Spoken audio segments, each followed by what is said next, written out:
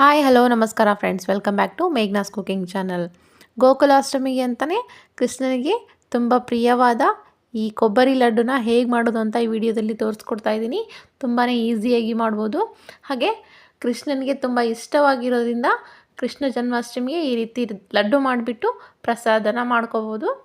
ಹಾಗಿದ್ರೆ ಈ ಕೊಕೊನಟ್ ಲಡ್ಡು ಮಾಡೋ ವಿಧಾನ ನೋಡ್ಕೊಂಬರೋಣ ಬನ್ನಿ. ಮೊದಲಿಗೆ 1 ಬೌಲಷ್ಟು ತುರಿದಿರೋ ಹಸಿ ಕೊಬ್ಬರಿನ ತೊಗೊತಾ ಇದ್ದೀನಿ. ಅದನ್ನು ಜಾರಿಗೆ ಹಾಕಿಬಿಟ್ಟು ಒಂದು ಏಲಕ್ಕಿನ ಹಾಕ್ಕೊಂಡು ತರ್ತರಿಯಾಗಿ ರುಬ್ಕೋತಾ ಇದ್ದೀನಿ. ನೀರನ್ನ ಆ್ಯಡ್ ಮಾಡ್ಕೋಬಾರ್ದು, ಹಾಗೆ ರುಬ್ಕೋಬೇಕು. ರುಬ್ಕೊಂಡ ನಂತರ ಒಂದು ಬಾಣಲೆನ ತೊಗೊಂಬಿಟ್ಟು ಬಾಣಲೆನ ಬಿಸಿಗಿಡ್ತಾ ಇದ್ದೀನಿ. ಬಿಸಿ ಆದ ನಂತರ ಒಂದು ಅರ್ಧ ಟೇಬಲ್ ಸ್ಪೂನಷ್ಟು ತುಪ್ಪನ ಹಾಕ್ತಾಯಿದ್ದೀನಿ. ತುಪ್ಪ ಸ್ವಲ್ಪ ಕರಗಿದ ನಂತರ ಗೋಡಂಬಿನ ಹಾಕ್ಕೊಂಬಿಟ್ಟು ಚೆನ್ನಾಗಿ ಫ್ರೈ ಮಾಡ್ಕೋಬೇಕು. ಲೋ ಫ್ಲೇಮಲ್ಲಿ ಇಟ್ಕೊಂಡು ಗೋಡಂಬಿನ ಚೆನ್ನಾಗಿ ಹುರ್ಕೊಳ್ಳಿ.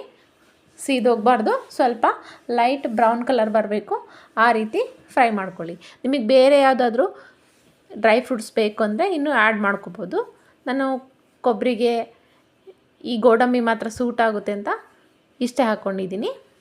ಅದೇ ತುಪ್ಪಕ್ಕೆ ಇವಾಗ ನಾವು ಗ್ರೈಂಡ್ ಮಾಡ್ಕೊಂಡಿರೋ ಕೊಬ್ಬರಿನ ಹಾಕ್ತಾಯಿದ್ದೀನಿ. ಗೋಕುಲಾಷ್ಟಮಿ ಅಂದರೆ ಕೃಷ್ಣ ಜನ್ಮಾಷ್ಟಮಿಗೆ ಈ ರೀತಿ ಕೃಷ್ಣನಿಗೆ ಪ್ರಿಯವಾಗಿರೋ ಕೊಬ್ಬರಿ ಲಡ್ಡು ಮಾಡಿ ನೈವೇದ್ಯ ಮಾಡಿದರೆ ಕೃಷ್ಣನು ತುಂಬ ಖುಷಿ ಆಗ್ತಾನೆ. ಹಾಗೆ ನಮ್ಮನೆ ಮುದ್ದು ಕೃಷ್ಣಗಳು ತುಂಬಾ ಇಷ್ಟಪಟ್ಟು ತಿಂತಾರೆ. ನಿಮ್ಮನೇಲಿ ಮುದ್ದು ಕೃಷ್ಣ ಇದ್ದರೆ ಕಮೆಂಟ್ ಮಾಡಿ ತಿಳಿಸಿ. ಹಾಗೆ ನೀವು ಈ ರೀತಿ ಕೊಬ್ಬರಿ ಲಡ್ಡುನ ಟ್ರೈ ಮಾಡಿ ಕೃಷ್ಣ ಜನ್ಮಾಷ್ಟಮಿಗೆ ನೈವೇದ್ಯ ಮಾಡಿ ಕೃಷ್ಣನ ಭಕ್ತಿಗೆ ಪಾತ್ರರಾಗಿ ಅಂತ ಹೇಳ್ತಾ ಇದನ್ನು ಚೆನ್ನಾಗಿ ಫ್ರೈ ಮಾಡ್ಕೋಬೇಕು. ತಳ ಹಿಡಿಯುತ್ತೆ, ಹಾಗಾಗಿ ಕೈ ಬಿಡದೇನೆ ಈ ರೀತಿ ಫ್ರೈ ಮಾಡ್ತಾನೇ ಇರಬೇಕು. 1-2 ನಿಮಿಷ ಕೊಬ್ಬರಿನ ಫ್ರೈ ಮಾಡಿದ ನಂತರ ಅದೇ ಬೌಲ್ ಅಳತೆಯಲ್ಲಿ, ಕೊಬ್ಬರಿನ ಯಾವ ಬೌಲಲ್ಲಿ ತೊಗೊಂಡಿರ್ತೀವೋ ಅದೇ ಬೌಲ್ ಅಳತೆಯಲ್ಲಿ ಅರ್ಧ ಬೌಲ್ನಷ್ಟು ಚಿಕ್ಕದಾಗಿ ಪುಡಿ ಮಾಡಿರೋ ಬೆಲ್ಲನ ಹಾಕ್ತಾಯಿದ್ದೀನಿ. ನೀವು ತುರಿದ್ಬಿಟ್ಟು ಬೆಲ್ಲನೂ ಕೂಡ ಹಾಕ್ಬೋದು. ಚಿಕ್ಕದಾಗೇ ಇರಬೇಕು.